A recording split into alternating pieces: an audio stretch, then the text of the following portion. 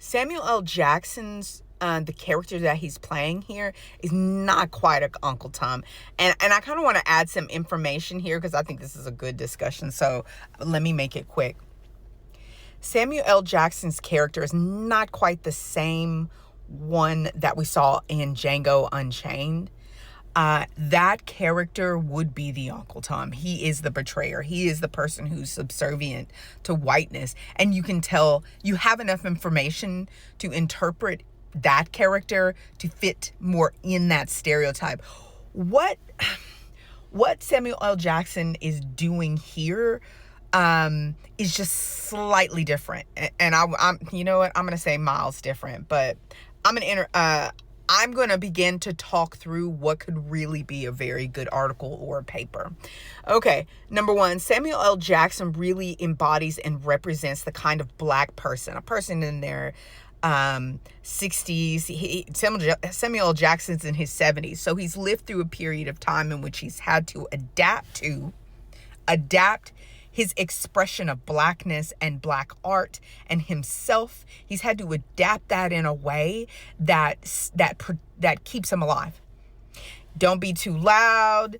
Don't be too sexual. Don't be too out there. Don't be too offensive to the demelanades. I don't like to use whiteness, just call them people who lack melanation, because if black people would start reframing whiteness as just minimal melanation, it begins to set up a way of us describing ourselves positively as being melanated and more richly melanated than someone who is minimally melanated. And so when a person who takes whiteness as their identity and they're having to see themselves as not as richly melanated as say these people over here, it begins to deconstruct whiteness when and as they are going through the process of having to self-identify.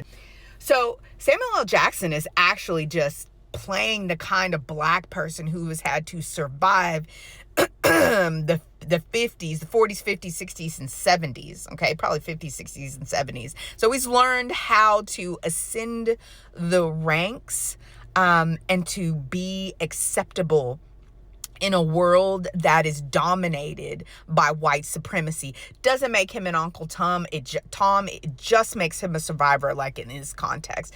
And so that character within and of itself has taken on been able to become Uncle Sam. It's the dadgum same thing. It's the same thing. Excuse me, I shouldn't say Southern dadgum. It's the same thing as President Obama having to be the magical and perfect Negro to become president. That character had to be the magical and perfect Negro to become Uncle Sam. If people just sit with it. So in order to attain the position of being that which represents America, is the personification of America, for a black person to ascend to that role, like at his age, he knows that he had to be the overachieving magical Negro who knows how to act in white spaces. And so he is trying to guide Kendrick in that performance to make sure that when he's expressing his black art, his blackness, who he is and how he expressed himself during that show, that character is just simply doing what people in that age range do, which don't be too loud. Don't be too sexual. Go ahead. This is good. Give them just a nice Luther Vandross. I mean, it's very tactical what they did there. And I thought it was very, very smart. Because I grew up in an age where I grew up with these people living through civil rights. Last year I was sitting at the African American Museum I call it the Obama Museum in Washington, with someone whose uncle was a person who sat at that table that they had a mock-up of. And I'm sitting there with my child doing, so I am a person who sits at that interesting intersection of knowing the art, the people who lived through that time, and where that character comes from. So it's not quite an Uncle Tom.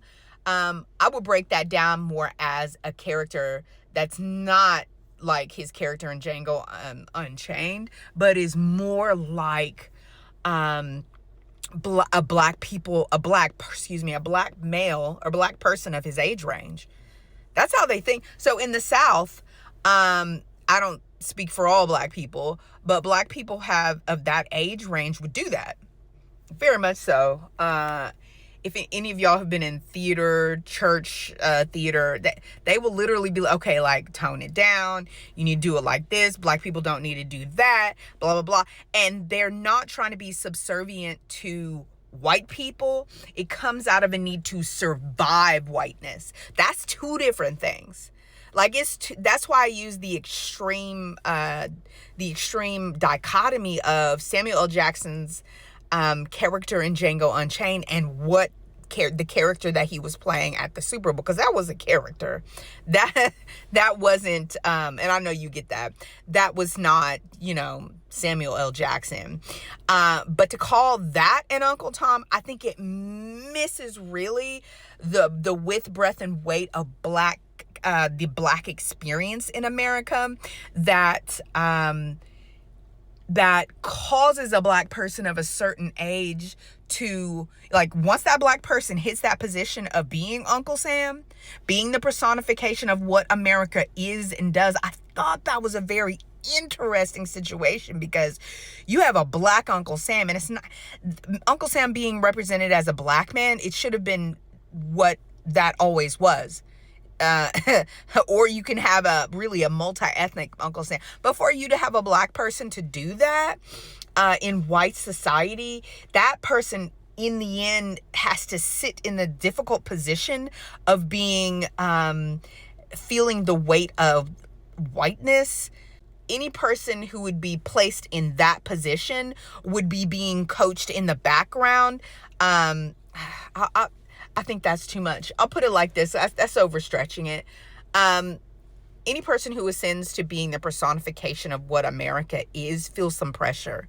And if you were Samuel L. Jackson's age range, because they didn't use a young person. So that situation, what they set up there, gives you data that you can do to kind of do an analysis and kind of come up with these fun think pieces, kind of like what I'm doing now, which is simply to say a person of his age is going to think like that. Doesn't make them an Uncle Tom. It makes them a person who survived.